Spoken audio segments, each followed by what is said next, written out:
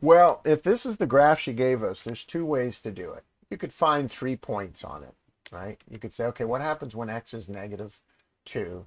What happens when x is 0? And what happens when x is 2, let's say. And then you plug it in. So when x is negative 2, we get the spot 1 over 4 minus 1, 1 over 3.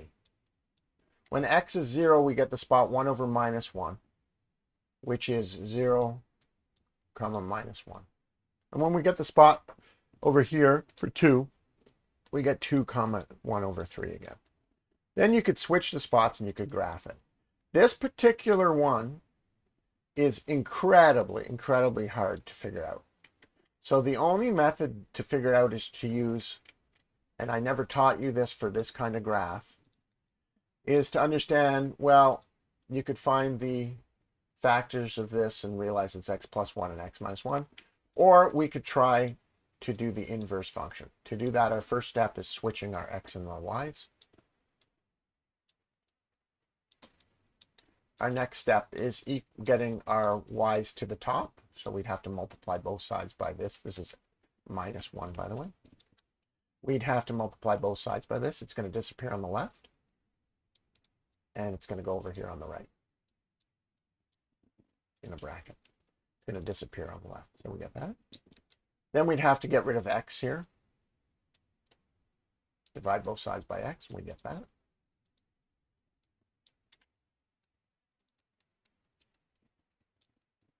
Then we'd have to add 1 to both sides.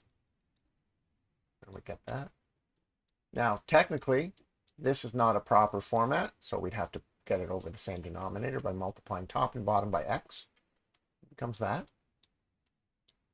Now that that's top and bottom, the top would add up to x plus 1. I'm just going to reverse it instead of 1 plus x. And the bottom would just be x. So we get that. On the left side, we're left with y squared, so we have to take the square root of it. Whenever you take the square root of something, we have to put plus or minus. That would be the reciprocal function. To verify it, you would go to Desmos, our favorite tool, and you'd put in the original function. And you would put in my version. By the way, Desmos doesn't like plus or minus. So I have to do a positive version and a negative version. I think there's a way to do plus or minus, but I wouldn't do it. So this is what it's saying, and I'm going to color them both the same color so that they look like the same graph. This is what they're saying the inverse was. So here's the original graph. It would have asymptotes at 1 and negative 1. And so the inverse will have asymptotes at y is equal to 1 and y is equal to negative 1, which is this way. So I'll turn off the red so you can see it. So it's like the whole graph turned sideways, which is what switching x and y does. It essentially turns the graph sideways. To see if we got it right, what I would do up here is just put an x here and a y here and see if it's the same graph. And sure enough, it is the same graph. So I got the inverse correct. If you just did this part by switching x and y, you'll get partial points, but really you've got to isolate y to come up with it. The only way to do that, as we normally would do, is to maybe go back to the original here. Say, okay, well, based on these factors of difference of squares here, I know that this is x plus 1 and x minus 1, which means I know there's a vertical asymptote here and here. And I also know, because there's a 1 up here and x is down here, that there's a, sorry, that was vertical asymptote, that there's a horizontal asymptote here. Then I could just reverse all that. So I would take a picture of it. Well, first I would map it out. I'd map out a couple key points, like, I don't know if there's an easy one here. Doesn't look like there is. Doesn't look like there's any smooth points ever in this one. So she gave you a tough one for sure. But I would find a point here, maybe a point here, and look, there's an easy point there. And I would reverse that one. And then I would take a picture of it. right? I think the other point we found on our graph was when we found that point, by the way, but we also found when this was -1, the other thing was a third, right? No, it was, what was it? It was -1 squared. Oh, we did 2. That's right.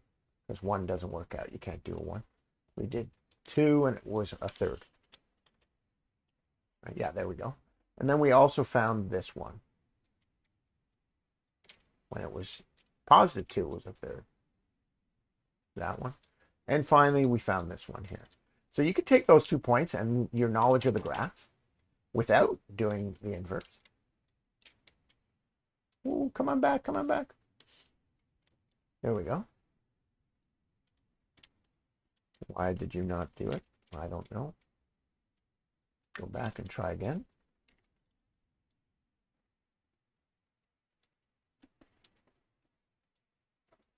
Where is it? Is it over here? I gotta close it. Did I accidentally? How did I move it? Okay, let's go back. Maybe it's on my board though. Oh, it's way down there. Gee.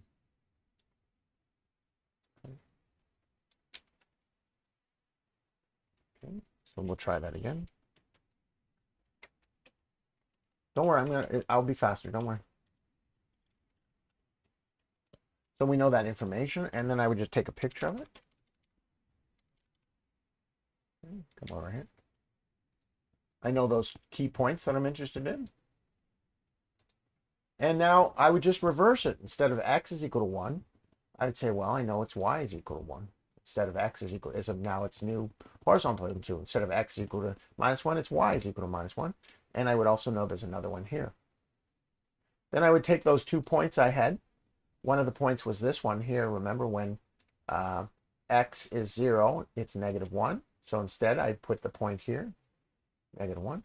And I would know based on just knowledge that it would look like this here, like that.